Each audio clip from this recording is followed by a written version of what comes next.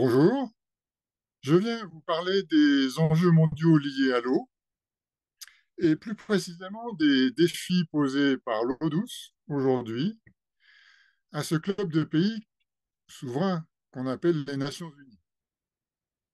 Je reviens de la conférence sur l'eau des Nations Unies qui s'est tenue fin mars 2023 à New York. C'était un événement tout à fait exceptionnel puisqu'il s'agit de la première conférence sur l'eau des Nations Unies depuis 1977, soit depuis près de 2 générations. Je suis un spécialiste de l'eau. Après une carrière professionnelle qui m'a amené à contribuer à la gestion de l'eau sur le terrain dans une centaine de pays, des pays humides, des pays secs, des déserts, des pays riches, des pays pauvres, j'ai eu la grande chance d'être appelé par Kofi Annan, le secrétaire général des Nations Unies, à faire partie de son conseil privé pour l'eau en 2004. En effet, à cette époque, conscient des nombreuses insuffisances des Nations Unies en matière d'eau, il a formé un conseil pour l'eau, constitué d'une vingtaine de membres, dont une bonne moitié de ministres, pour aider l'ONU et les gouvernements à mieux prendre en compte collectivement les enjeux de l'eau douce. Alors, c'était une activité bénévole, elle était indépendante des structures onusiennes et elle a duré près de 12 ans. D'abord avec Kofi Annan, puis avec Ban Ki-moon. Personnellement, passer du terrain à une perspective mondiale, j'ai découvert progressivement ce que faisaient les Nations Unies et ce qu'elles ne faisaient pas. J'étais l'un des seuls à pouvoir confronter une expérience de terrain dans une multiplicité de pays avec des orientations mondiales. Et plusieurs choses m'ont mis mal à l'aise, voire pour certaines m'ont choqué. Il m'a fallu du temps pour bien les comprendre, pour arriver à en parler à mes collègues et les convaincre d'agir. Mais notre conseil a eu un impact réel, me semble-t-il. Alors, quels sont les grands enjeux de l'eau douce au niveau mondial? Historiquement, ces enjeux n'ont été qu'un sujet politique mineur aux Nations Unies. Chaque enjeu y étant considéré séparément par des agences distinctes et les Nations Unies n'ayant jamais eu de vision d'ensemble des enjeux de l'eau. Jusqu'en 2015, c'est pas vieux, il n'y avait qu'un objectif mondial officiel lié à l'eau, celui d'augmenter l'accès à l'eau potable, mais c'était un objectif peu ambitieux, et c'était aussi un objectif très partiel, parce qu'il n'y avait aucun objectif politique porté par les Nations Unies sur les ressources en eau, sur les pollutions des eaux, sur les catastrophes liées à l'eau, etc. En 2015, l'aggravation mondiale des problèmes liés à l'eau a conduit à un changement majeur au niveau politique. Dans le cadre de l'agenda 2030, les États ont adopté à l'unanimité 20 objectifs mondiaux liés directement à l'eau. On est passé de 1 à 20. Et ils ont fait de l'eau douce l'une de leurs 17 grandes priorités mondiales en dédiant l'un des objectifs de développement durable, l'ODD 6, à l'eau et à l'assainissement. Ces 20 objectifs mondiaux, les cibles ODD liées à l'eau, portent, et c'était tout à fait nouveau, une vision à la fois intégrée, complète et équilibrée des grands enjeux de l'eau douce. C'était une vraie révolution, et donc je vais vous dire quels sont ces grands enjeux qui ont été intégrés aux Nations Unies. Alors ce sont l'accès des populations à l'eau potable et à l'assainissement, la maîtrise des pollutions par les activités humaines, la gestion durable des ressources en eau, la protection du vivant et de la biodiversité aquatique. Et puis, ben, l'eau, ce n'est pas que la vie, c'est aussi des catastrophes. Donc, la gestion des catastrophes liées à l'eau, inondations, sécheresse. Et enfin, quelque chose qui découle de ce que l'eau et l'organisation du monde par les hommes ne collent pas bien. Toutes les questions de coopération entre pays, les coopérations transfrontalières sur l'eau. Donc voilà les grands sujets, les grands enjeux de l'eau douce. Ils sont tous distincts, mais bien entendu, ils ont des interactions. Et alors, ils sont aggravés par deux phénomènes, suivant les pays, suivant les endroits, pas partout de la même façon. Dans beaucoup de pays, mais ce n'est pas le cas de la France, en revanche, c'est le cas de beaucoup de pays en développement, ces problèmes sont aggravés par la croissance continue des demandes en eau, c'est-à-dire le fait que chaque année, les hommes veulent utiliser plus d'eau douce. Ceci résulte d'une multiplicité de croissances. La croissance démographique, la croissance de l'urbanisation, la croissance économique industrielle, l'élévation du niveau de vie, la, la croissance de l'agriculture irriguée. Dans d'autres endroits, mais ça peut être les mêmes aussi, il y a un autre facteur aggravant que sont les changements climatiques qui amènent plus d'eau ou moins d'eau. Alors en France, c'est notre cas.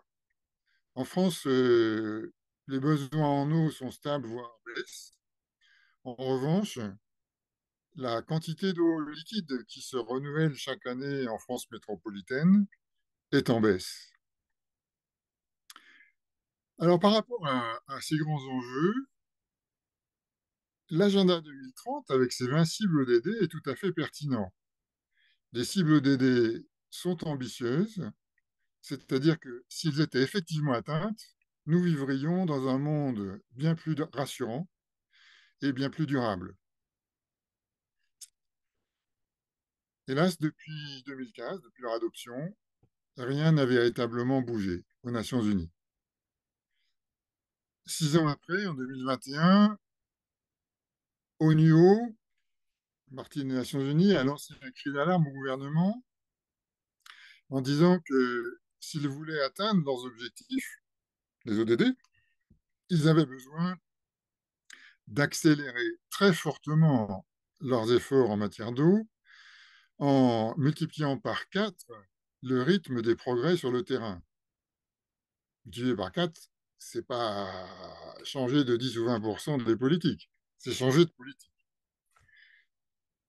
Ce cri d'alarme a été ignoré et les pays ont semblé continuer à faire comme avant. Alors, il faut que je vous parle maintenant de il faut que je vous parle maintenant de l'inadéquation de l'Organisation des Nations Unies vis-à-vis de ces enjeux. Les Nations Unies sont aujourd'hui fragmentées vis-à-vis des problèmes d'eau douce et assez inefficaces. Pourquoi? Ce n'est pas que les Nations Unies n'agissent pas dans le domaine de l'eau. Au contraire, il y a plus d'une trentaine d'agences des Nations Unies qui agissent dans le domaine de l'eau. Mais elles le font chacune dans une perspective particulière, de façon fragmentée, émiettée, non coordonnée. Et pour chacune d'entre elles, l'eau n'est pas une priorité dans leurs activités. C'est un sujet secondaire, qui est vu comme tel par leur système respectif de gouvernance. Ainsi, par exemple, l'eau pour la santé, c'est le domaine de l'Organisation mondiale pour la santé. Mais il est bien rare que l'Assemblée générale de l'OMS, formée de ministère de la Santé, traite des questions d'eau. En tout cas, jamais des ressources en eau. De même, l'eau pour l'agriculture, c'est le domaine de la FAO. Mais il est rare que son Assemblée générale, formée de ministère de l'Agriculture, traite vraiment des questions d'eau, et en tout cas jamais de l'eau pour la production d'électricité. De même, l'eau pour l'environnement du ressort du PNUE et donc des ministères de l'Environnement. Donc c'est très éclaté. Et l'adoption des ODD en 2015 si elle a suscité de nombreux travaux sur les interactions entre les grands ODD, n'a jamais donné lieu à des travaux sur les interactions entre les cibles eau, parce qu'il n'y a aux Nations Unies nulle part un endroit où les États membres peuvent discuter des questions d'eau douce dans leur totalité. Il n'y a pas de cénacle intergouvernemental adapté. Les États ne se réunissent jamais pour parler d'eau douce, ils se réunissent pour parler de certains sujets d'eau douce, mais pas pour l'eau douce en général. Et donc, ils n'ont jamais pu parler des progrès vers les cibles, des mesures correctrices nécessaires, puisque malheureusement, il y a des régressions dans certains endroits. Ils n'ont pas pu parler des interactions entre les cibles, etc. Donc, au total, l'organisation politique des Nations Unies est mal adaptée aux enjeux actuels du monde. Dans ce contexte, la conférence des Nations Unies de mars 2023 a été une étape majeure. Bon, ça a été une très grande conférence, plus de 6500 personnes qui sont allées à New York, à la fois pour un processus intergouvernemental onusien et pour en profiter pour faire au moins 500 événements parallèles qui étaient chacun sur des sujets partiels liés à l'eau. Mais la partie politique, c'était la partie intergouvernementale, elle a donné lieu à de nombreuses discussions entre gouvernements sur l'eau, c'était nouveau. De façon non classique, c'est une conférence qui n'a pas eu de conclusion officielle. Aucune résolution n'a été négociée.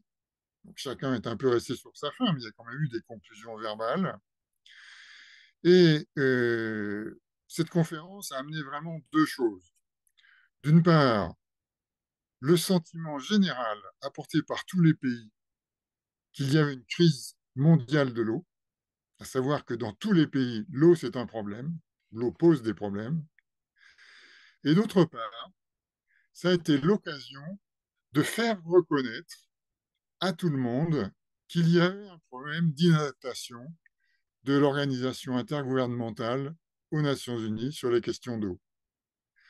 La France, à la suite du Conseil de Kofi Annan en 2015, avait, avec d'autres pays, commencé à en parler, mais sans succès, dans les années 2016-2018. Donc le sujet de l'Organisation des Nations Unies était resté tabou. Et en mars, eh bien, il est arrivé sur la table des négociations intergouvernementales. Et il est arrivé même par la grande porte, c'est-à-dire que la conférence a donné lieu à 5 débats thématiques. L'un des 5